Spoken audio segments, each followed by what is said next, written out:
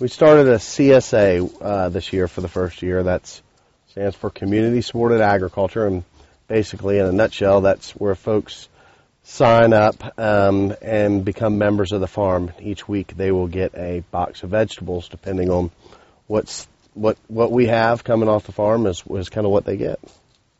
It changes. In the beginning, it's a lot of greens and, spring mix, and, then it kind of start getting into potatoes and squash, and then certainly tomatoes come in full force in the middle of the summer, and beans and all of those things. And now we're kind of into cabbage and collards, kale, beets, still doing some lettuces and whatnot.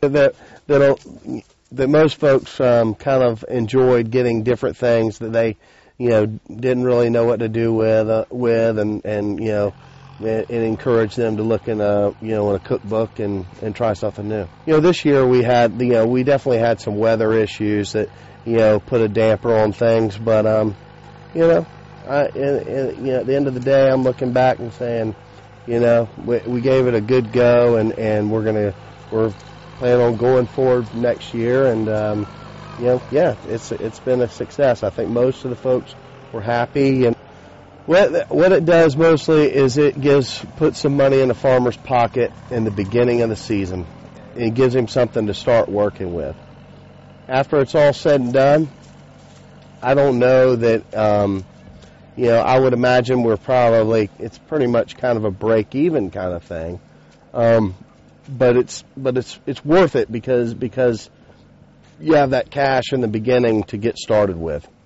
Well, we were looking to diversify our markets and be able to stay a small farm and survive, and staying small and selling wholesale just doesn't quite work. So we were looking to diversify our markets and sell direct to our community around us. We thought it sounded like a great idea.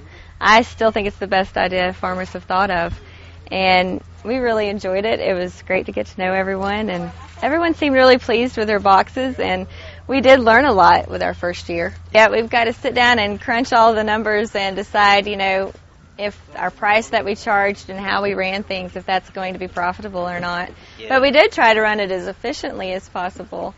But I think it's going to be more profitable, but there's profit in volume a lot of times, so you're going to have to get enough members to where it can sustain the farm, and keep working and going. But I think so. I'm positive about it.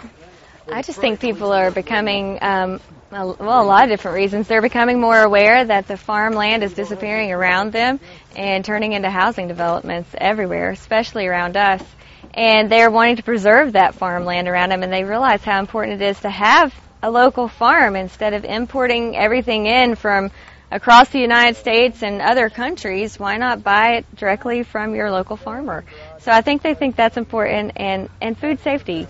Knowing where your food's grown, knowing how it's being handled and cared for, and I think that's an important factor. That's one of the things I've enjoyed the most. I'm going to really miss at the markets is get to see everyone, and here at the farm when they stop by and pick up, they actually are really concerned. When it rains that week, all of a sudden they're more aware that, oh no, that's actually affecting my food source, Yeah. And so they're just becoming more aware. I think it makes them more aware of the farm and the environment and how things affect that, because they see it in their box, they see it in their newsletters. We try to stay connected to them through a newsletter each week, telling them what's going on the farm and what happened, and I think that's just really important to for CSA to be able to survive and thrive, is you have to make those connections.